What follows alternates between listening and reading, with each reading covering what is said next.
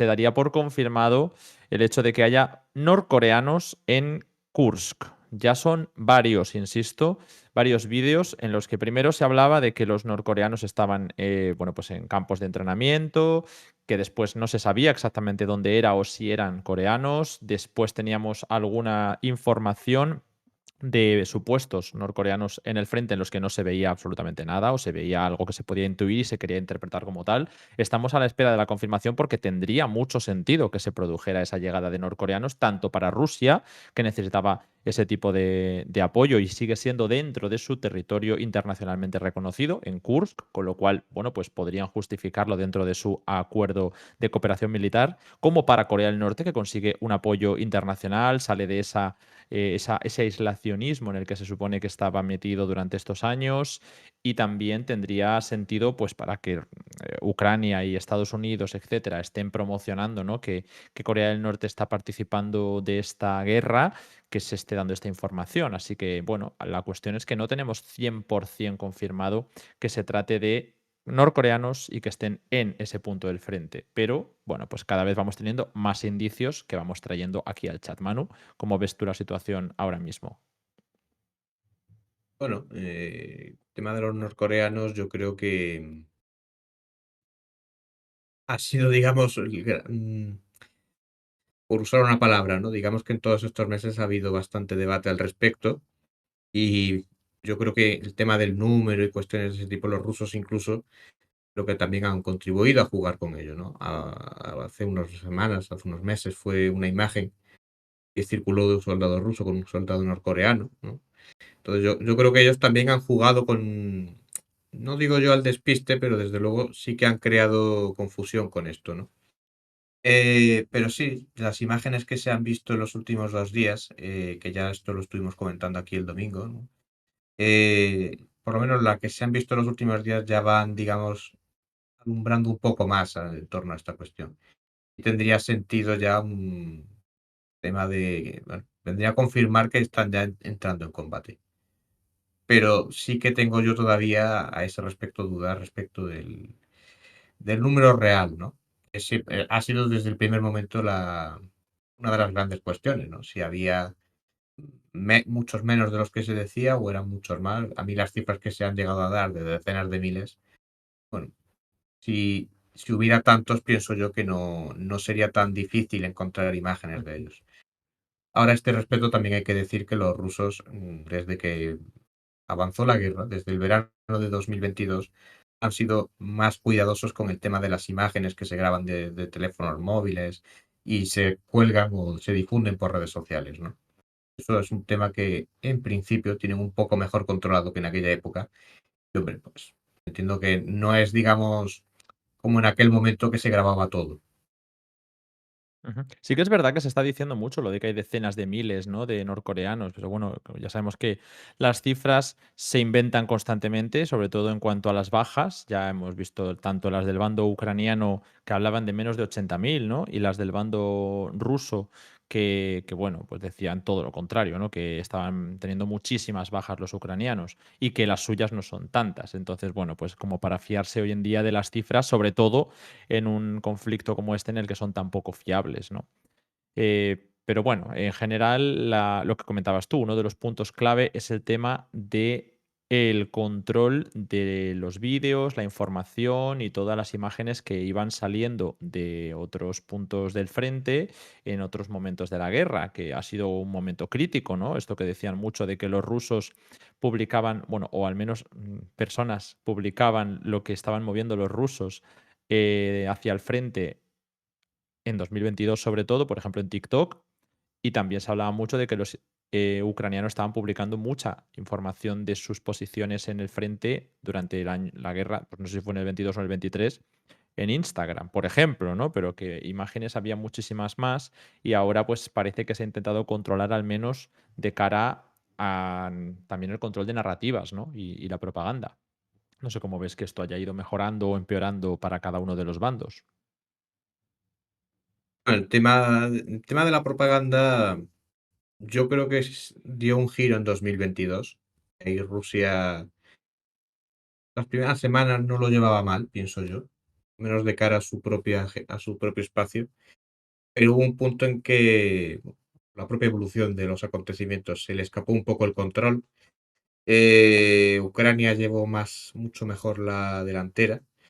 Y aquí con Ucrania me refiero que ellos mismos generaban contenido y sabían administrarlo bien, ¿no? Independientemente de la ayuda que recibían de fuera por parte de medios de comunicación occidentales, por parte de organismos de radio y televisión pública, todos los países por lo menos miembros de la OTAN. Entonces, eso sí que es verdad que en un principio Ucrania ahí llevó mejor la iniciativa. Luego Rusia, sobre todo después del verano de 2022, el otoño, en el aspecto de redes sociales, tema de propaganda, le dio una vuelta a esa cuestión, ¿no? Ahora, yo creo que cabe citarlo más de cara a contenido interno, a su propio espacio, porque aquí en el espacio occidental mm, ha tenido un mensaje débil, lo que es la propaganda rusa, pienso yo. Aparte de que se censuró Russia Today y otro tipo de canales de comunicación rusos, ¿no? Creo que sigue todavía en redes sociales, por ejemplo, en Twitter, creo que sigue prohibida la cuenta de RT, o sea. Pero digamos que también ellos han tenido otro tipo de mecanismos para hacerse llegar por esta zona, ¿no? No es solamente, digamos, mm, lo que ellos producen desde sus propios mecanismos, sino también, pienso yo, a veces la propaganda ucraniana, que a veces es, bueno, a veces, en muchas ocasiones, es una cosa tan burda que digamos que se vuelve en contra. Sobre todo con la narrativa del año, el año pasado, por ejemplo, cuando la contraofensiva, ¿no? Mm, Estuvieron con aquel vídeo de soldados rusos que estaban con el silencio, ¿no? De no decir nada, de que la contraofensiva va a empezar. Luego aquello recuerdo que se le volvió en contra porque era bueno, un poco pitorreo, ¿no? Toda aquella campaña de propaganda que habían preparado sobre la contraofensiva, la expectativa que se había generado, ¿no?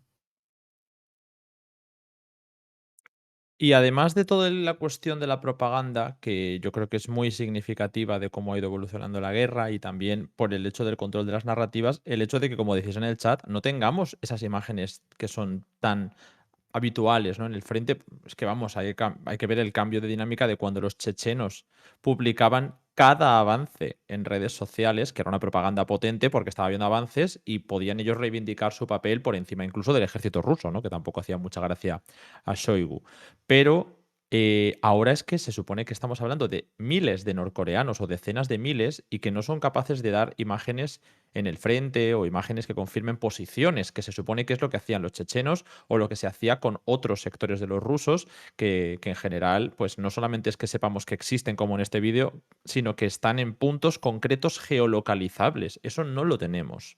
Así que bueno, pues a la espera seguiremos, ¿no? Pero lo importante yendo al mapa, por movernos un poquito en este rato que nos queda antes del siguiente bloque, pues va a ser actualizar un poquito las novedades que desde la semana pasada parece que han sido pocas porque ya no está siendo una cosa tan llamativa, ¿no? En cuanto a los avances masivos, pero no es tampoco. Vamos a ponernos otra vez con el mapa, Edu, y así acercamos un poco la imagen al sur de Donetsk, que además ya estamos a punto de entrar en 2025 y tendremos que actualizar las capas, pero para que tengáis una retrospectiva de cuánto ha sido el avance durante todo el año 2024, en color amarillo, básicamente. Nuestro mapa interactivo que podéis ver en la web. Ahora mismo hay dos puntos que están en situación crítica en el sur de Donetsk y que los dos abren las puertas de Dnipropetrovsk. Los dos o incluso tres, ¿vale? Que son la batalla de Pokrovsk, que ya llevamos unos meses en los que se está dando avances, ahora iremos con ello, la batalla de Kurajovo, que como veis está ahora mismo en un caldero y que en ese caldero se puede dar la salida de los ucranianos en dirección directa, ¿no? Hacia Andrivka, sería una batalla que yo ya encuadraría como Kurajovo-Andrivka, y el tercero, Velika Novosilka. Que Velika Novosilka, por empezar por este, que yo creo que son los tres puntos ahora mismo del sur críticos, se encuentra en una situación peor que nunca. Y mirad que hemos señalado en este frente que los ucranianos han conseguido resistir todo el avance que se estaba dando desde el sur en distintas ocasiones, que los ucranianos se han encontrado con los rusos mucho más cerca por el sur en otros momentos y aún así consiguieron resistir, expulsarles de las afueras de Bremivka. Vamos a acercarnos un poquito al frente de Velika Novosilka para que lo podáis ver, ¿vale? Y así, en Velika Novosilka, los rusos llegaron, como digo, a la zona sur, que era una cadena de pueblos en torno al río Mokry Yali, y ese río, justo en la zona del valle, había sido objeto de una contraofensiva ucraniana que consiguió, durante esas famosas, ¿no?, contraofensivas que no llegaron a sus objetivos máximos, consiguió expulsar a los rusos de prácticamente toda esta línea de pueblos, ¿no? Ahí vemos en pantalla desde Neskushne hasta Urosaine. Bueno, pues los rusos les ha costado bastante avanzar desde Urosaine hasta el norte, pero el avance clave no ha venido por el eje sur-norte, ha venido por el este. Como veis, después de la caída de Ugledar, resultó que Ugledar no eran 4 casas, sino que era importante, por otros motivos que aquí se explicaron extensivamente y que no hubo ningún tipo de análisis sobre lo pequeña o grande que sea la ciudad, sino lo estratégica que era. Y bueno, pues así fue porque se ha llegado a Velika Novosilka por el este. En color amarillo podéis ver cómo al presionar sobre el Mokry Yali, el río, se ha llegado a expulsar a los ucranianos bueno, de pueblos como Makarivka, que es el último que queda en color amarillo, sin necesidad de hacer unos combates dentro de la localidad intensos, ¿no? Hubo un intento de asalto que fracasó, pero ahora se han retirado porque los rusos han presionado por el oeste y por el este, haciendo un poco la pinza, tomando Blagodatne, y con eso, pues ya solamente son 3 los pueblos que quedan antes de la llegada hacia Velika, Novosilka y Bremivka, ¿no? Esa aglomeración en torno al río. Lo que pasa es que no les ha hecho falta a los rusos recuperar el territorio que perdieron en la contraofensiva, porque han conseguido llegar a Velika, Novosilka antes por el este que por el sur, lo cual significa que los ucranianos pues hicieron bastante bien en fortalecerse por el sur, pero hicieron bastante mal en no pensar que después de la caída de Ugledar pudiera haber un avance significativo hacia el oeste. Y ahí es donde se llegó pues a esta zona en la que no solo han entrado en las primeras casas de Velika Novosilka antes incluso de recuperar los pueblos que tenían antes de la contraofensiva ucraniana, sino que el avance por el este es tal que han conseguido rodear la ciudad y por el norte atravesar la carretera hasta el pueblo de Novi Komar, que lo veis en pantalla como esa otro caldero, ¿no?, que se intenta conformar, y esa especie de pinza de nuevo que se intenta hacer por el norte, por el sur y por el este. De modo que Velika Novosibirsk se encuentra ahora mismo en una situación más crítica que nunca. No sé, Manu, cómo ves tú esta situación, porque siempre hemos dicho que Pokrovsk es un dique para la zona centro, pero que Velika Novosibirsk era otro dique de contención para la zona sur. Sí. De hecho, desde ayer ha habido algún avance en la zona, que es la zona de Makarivka, que ya se confirmaba ayer que los ucranianos se habían retirado de allí ante la situación expuesta en la que estaban. Y parece que eso habría caído ya en manos rusas, ¿no? Y como tú dices, pues esto va, digamos, dibujando un semicerco sobre la ciudad. La cuestión del río, que es lo que a mí me genera dudas respecto a que puedan cerrar el cerco antes incluso de que la ciudad acabe cediendo. Yo aquí pienso que cederá antes de que haya, digamos, de que se cierre el cerco, ¿no? Está, como digo, la cuestión del río, que por el norte, de cara a cerrar por Novi Mar. Comar, pues es un poco la dificultad que tendrían, ¿no? Pero una vez caiga, creo que esto lo mencioné el domingo en el análisis que hicimos. eh, Pienso que detrás de esto no queda nada. Está, digamos, eh, esa línea fortificada que han construido, que está al norte, Fedorivka y Comar, pero yo pienso que eso no va a aguantar, sobre todo si no hay suficientes tropas para pertrechar esa línea fortificada, ¿no? De hecho, nos preguntan ahora mismo que si cae Velika Novosilka, ¿dónde se encontraría el siguiente núcleo urbano significativo? O te lo puedo hacer extensivo, la siguiente línea de defensa, ¿cuál podría ser el siguiente objetivo de Rusia después de romper por el sur?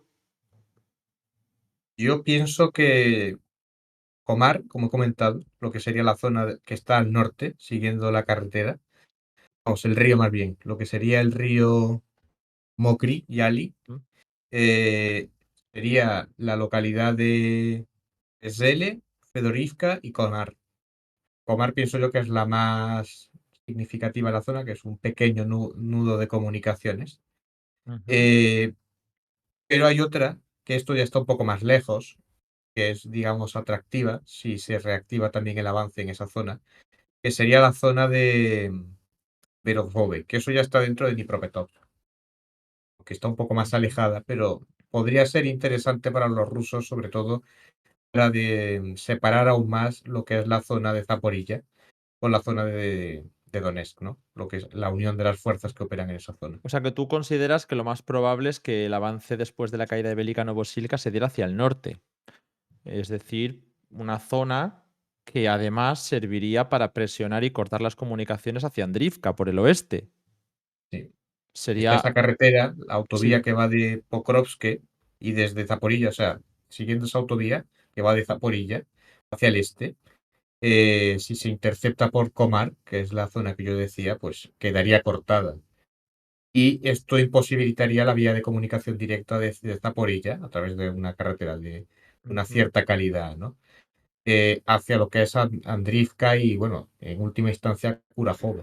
Habría Claro, que es verdad que depender si, del si nos norte. movemos un poquito para el norte, Edu, para que se pueda ver, hay una carretera que es muy importante, que es la que comenta Manu, que nosotros le tenemos el ojo echado internamente, pero que, bueno, no hemos publicado nada porque no hay nada todavía.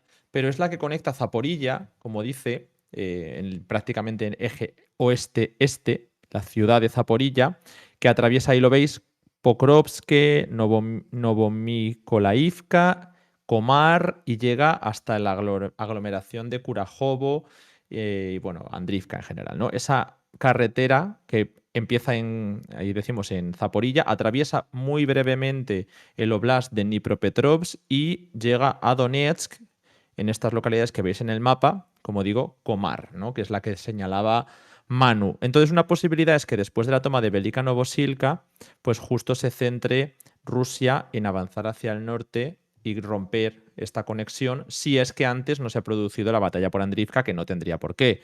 Andrivka va a servir, como decíamos antes, como ese nuevo dique que se supone que van a intentar establecer después de la caída de Kurajovo y por lo tanto cortar la carretera por el oeste podría ser durísimo, ¿no? Para los ucranianos, ya que se encontrarían con prácticamente un asedio operacional, ¿no? Tendríamos a los rusos por el sur, por el este, por el oeste, aunque sea lejos, y por el norte también, aunque sea lejos, porque el frente de Pokrovsk, que también lo estáis viendo, la carretera que une Pokrovsk con el sur, eh, con, con Bajatira aparece ahí, ¿no? Una de las localidades, pero que no es la más significativa. Lo más significativo es lo que queda justo al este, que no sale con el nombre, pero es Andrivka.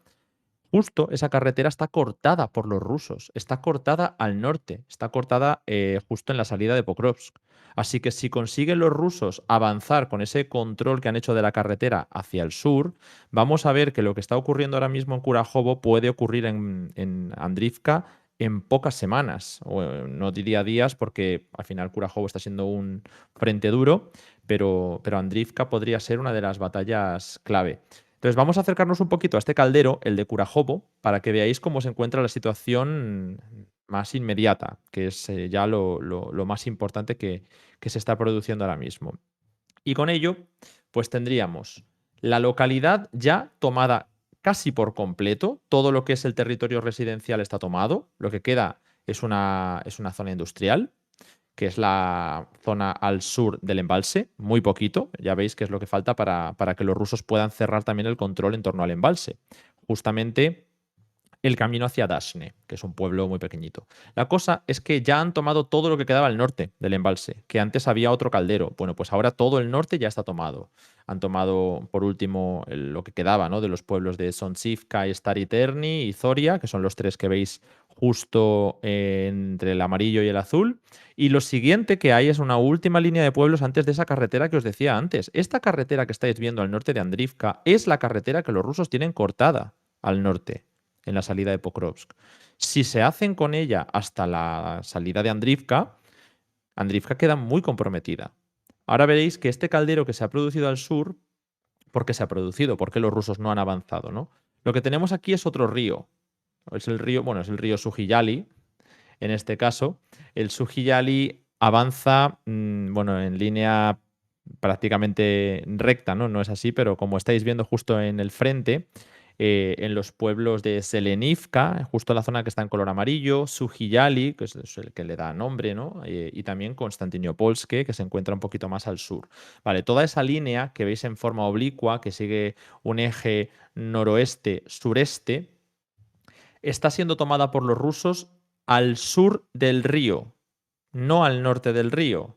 Entonces, ocurre otra vez como con Velika Novosilka. En lugar de ir pueblo a pueblo atravesando en dirección hacia el río, lo que están haciendo es tomar uno de los lados del río, una de las orillas, en este caso la orilla suroccidental.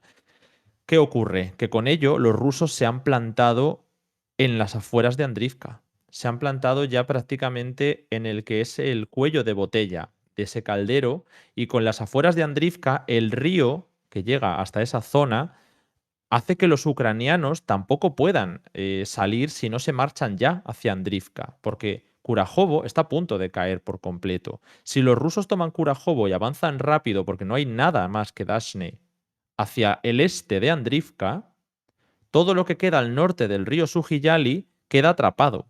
Y bueno, entiendo que muchas veces los rusos han jugado a que no terminan de cerrar calderos porque quieren que los ucranianos abandonen rápidamente extensiones amplias de territorio. Pero, bueno, nunca sabemos lo que puede pasar. El caso es que, bueno, yo veo aquí, Manu, como la batalla de Kurajovo y este caldero que se ha creado en el norte del Sujiyali es una amenaza muy fuerte para Andrivka, porque si los ucranianos no se retiran, pueden quedar ahí atrapados, pero si se retiran, vemos a los rusos por dos ejes ya en las afueras de Andrivka, que es fuerte, porque también son las puertas del Oblast de Dnipropetrovsk. Sí. Mi impresión es que en Curajovo, que ya digamos han liquidado lo principal, eso queda lo que es zona urbana, por lo menos zona residencial, un par de bloques, unos cuantos bloques y zona de casitas, ¿no? Lo gordo está, pienso yo ahora mismo, en caso de que se quieran parapetar allí, en la zona industrial. Mi impresión es que los rusos no tienen intención de asaltar la zona industrial, caso de lo que ya pasó el año pasado en Avdiivka, ¿no? Bueno, el año pasado, en realidad no hace tanto todavía. Mi impresión es que van a presionar para provocar que esa zona quede expuesta y no haya que asaltar la zona industrial y por tanto pues que puedan ocuparla sin lo que tendría que ser el esfuerzo de asaltarla, ¿no? Por eso me da a mí la impresión de que los rusos no han terminado de cerrar del todo, en tanto que dirán que ellos, mi impresión es eso, ¿no? Que los dejen allí de igual. Cuando esta gente se vea ya en una situación muy, muy expuesta, pues que tengan que salir de allí por su propio pie y por no quedar más expuestos todavía, ¿no? Que sería pues eso, toda la zona de Kurajovo, Dachne y Yantarne, ¿no? Andrivka, hay una cuestión a tener en cuenta, es la orografía, porque si uno mira el mapa, está la zona de los pueblos que va de Slovianka, Petropavlivka y Shevchenko, ¿no? Bueno, ahí hay una orografía que complica un asalto directo desde las líneas rusas que ahora mismo están enfrente. Sin embargo, si uno mira la carretera que va desde Pokrovsk, esa zona es llana. Y pienso yo que los rusos, que ya están explotando hacia el sur, la ruptura que hicieron en la zona de el principio de Pokrovsk, ¿no?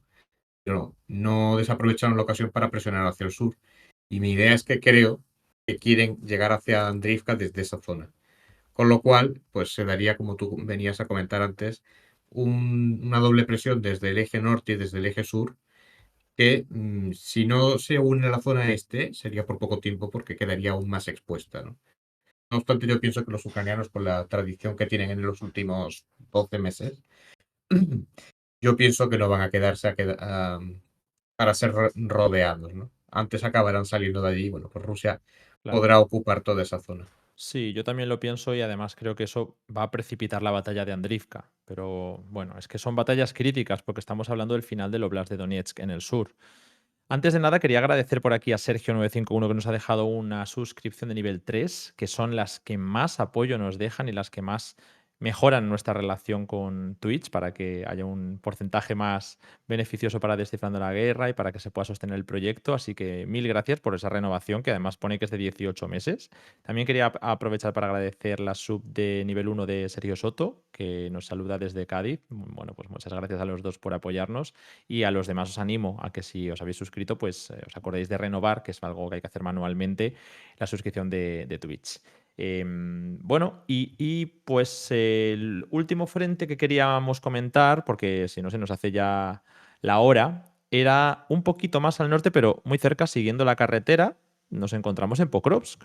Pokrovsk, que es ese otro punto que está al lado del final del Oblast y que, igual que decíamos en Velikano-Bosilka o en Andrivka, Kurajovo, lo que ocurra después o lo que ocurra incluso en el transcurso de esa batalla puede hacer que los rusos lleguen a la frontera de Donetsk con Dnipropetrovsk. La cuestión es que Pokrovsk, muchos diréis, bueno, va más lento. Al final los rusos han preferido priorizar otras batallas. Gracias por aquí a Guay por el Prime y a SNTIC96 por el otro Prime. Muchas gracias. Veo que se anima a la gente a renovar el Prime. Gracias. Bueno, en este caso, como digo, Pokrovsk no es que vaya tan lento como parece, sino que se ha priorizado, en lugar de ir como si fuera una columna, ¿no? Desde la batalla de Avdiivka hacia Pokrovsk, ir consolidando todo el territorio que iba quedando al sur, que es donde se ha visto esa oportunidad que a la vista está que ha funcionado. Y aquí nos plantamos en una batalla en la que es una ciudad grande. Al lado, además, tiene otra ciudad, Mirnogrado, que se encuentra pues justo al este. Y los rusos están ya desplegando distintas estrategias para acercarse por varias zonas, ¿no? Vemos una pequeña prolongación desde Krasny Yar y Lisivka, que es una que va en dirección Mirnogrado, y tenemos otras desde, veis el pueblo, Shevchenko, que es la parte que está a la izquierda.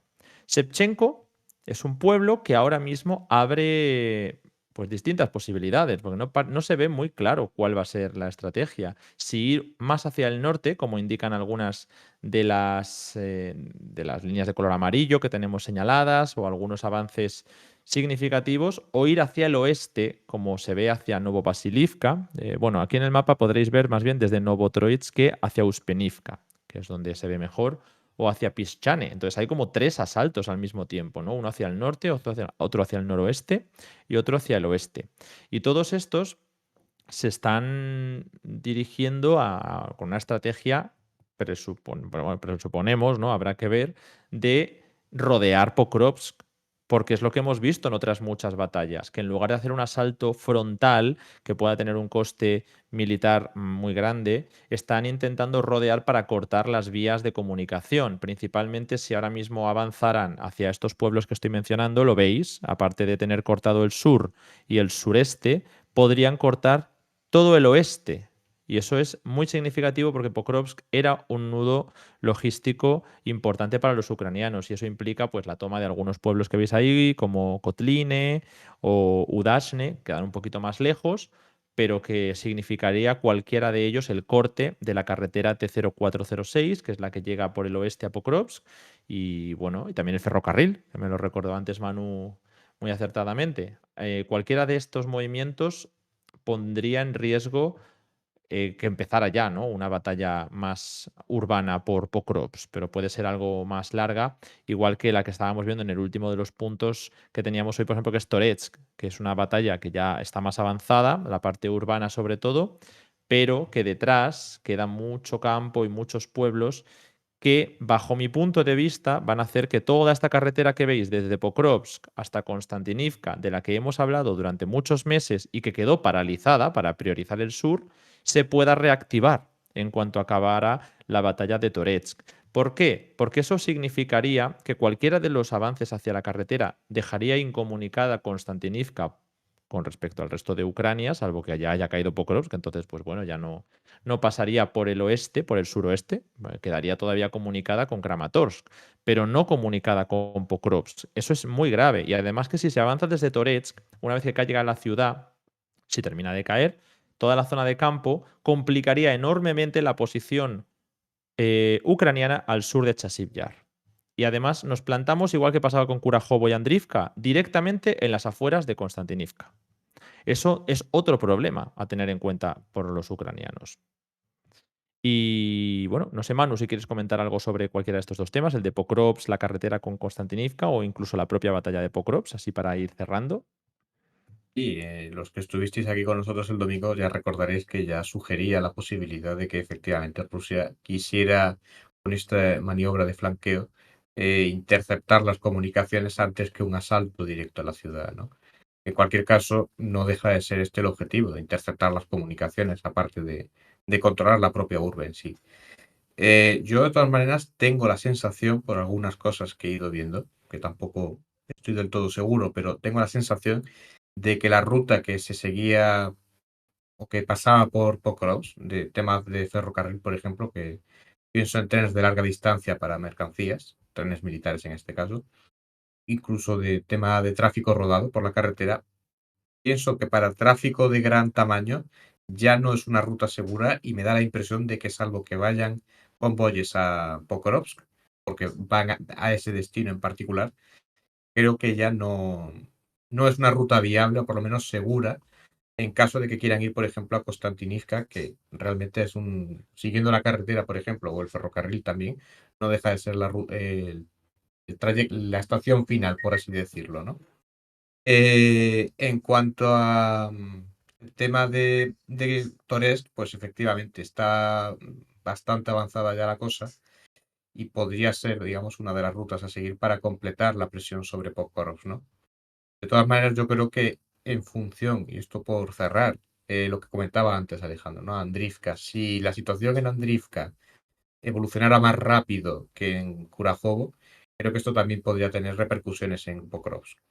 Andrivka, para el que no lo sepa, no tiene una, digamos, desde un punto de vista urbanístico, no es igual que Curajobo. No hay presencia de grandes bloques, ni tampoco de una zona industrial. No tiene la misma orografía tampoco. Entonces, entiendo yo que Andrivka no va a ser una batalla, aunque los ucranianos evidentemente van a dar toda la lucha posible. Pienso que la defensa no va a ser en las mismas condiciones que en Curajobo y entonces entiendo que va a ser un poco más rápido, a Ujú. priori. Y luego una última pregunta, que ya tenemos a Nacho casi a punto de entrar. Nos preguntaban por aquí hace un rato en qué quedó lo de la rotura de la presa de Kurajovo. Pues quedó en que el avance ruso por la zona se complicó, entre otras cosas, porque lo que han hecho ahora, avanzar al este de Stary Terni, eso se retrasó bueno, pues porque toda la zona se inundó. Pero aparte de eso, a mí no me consta que haya habido más novedades al respecto. Se culparon los dos bandos mutuamente de hacerlo, que podría parecer en algún medio occidental, apuntaban a que podría haber sido cosa ucraniana para retrasar el avance ruso. Ujú. Poco más tengo al respecto Sí, de porque información. justo lo que comentas además, la zona de Stary Terni ya ha sido tomada por los rusos, así que finalmente se ralentizará o no, esa parte creo que ya ha quedado más superada, ¿no? Bueno, en fin, Manu, con esto llegamos hasta el final de este sector del programa, este